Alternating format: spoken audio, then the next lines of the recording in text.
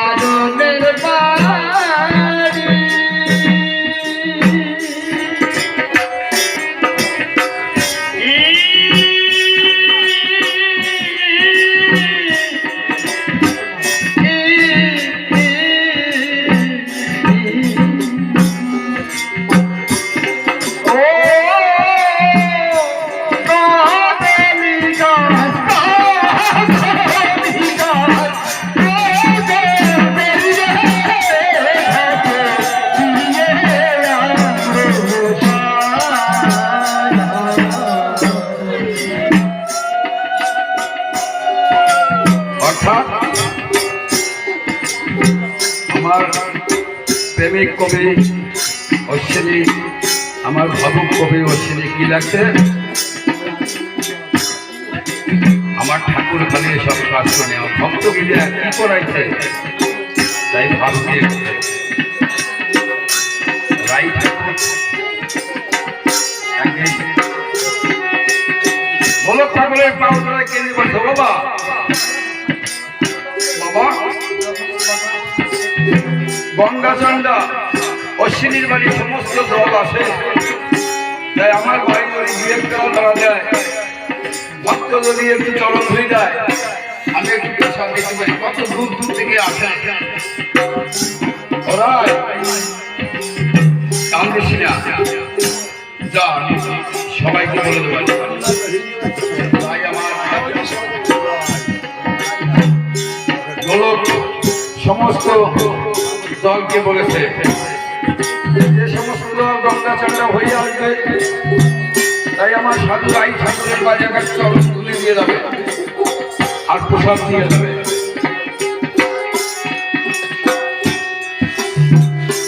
সমস্ত দল সাধু রাই ঠাকুরের বাড়ি বসেছে, প্রসাদ যাচ্ছে আর অনেক প্রসাদ লেগে গেছে।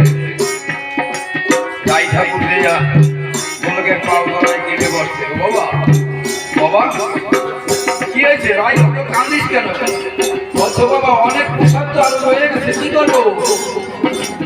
বলছো রাই কান্দিস না, ওখানে গর্ত কর, দেখো পাগলের কি মহিমা, ওখানে গর্ত কর, গর্ত করে উগুলার পাতা উগুলা বিছা, ওই গর্তের ভিতরে উগুলা বিছে ওই প্রসাদ ঢাল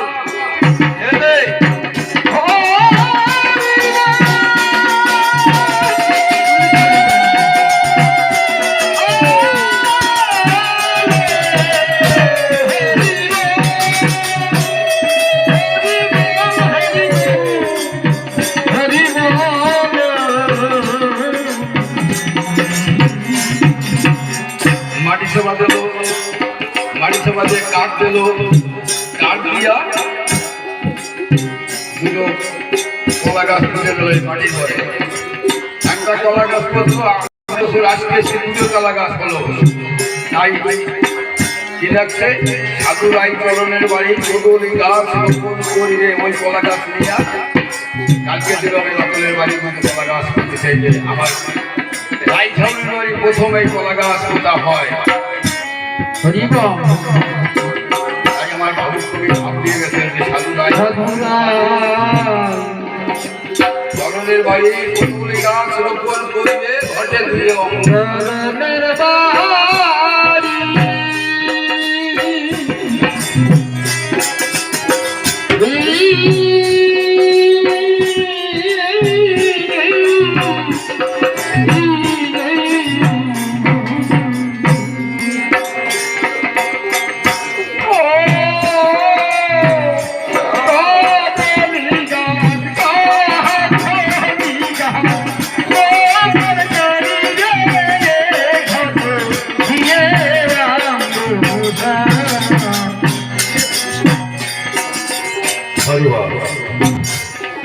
উপস্থিত ঠাকুরা ভক্ত সবাই করে এই ছেলেটা যে রাইঠাউরি কথা বলছে এ রাইঠাউরি গোলক পাগলের ভক্ত ছিল রাইঠাউরি।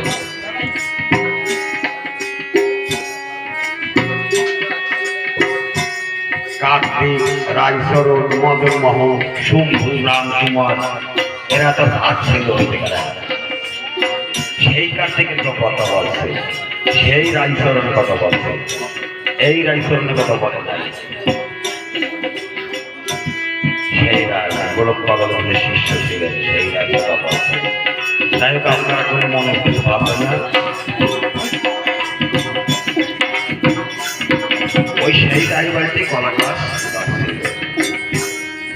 তাই মহোৎসবে কলা গাছ কাটতে হয়। মহোৎসবে কলা গাছ না দিলে অপূর্ণ হয়ে যায়, তাই তো কাটছি। তাই এই যে ছেলেটা গান গাচ্ছে তাকে আশীর্বাদ করবে।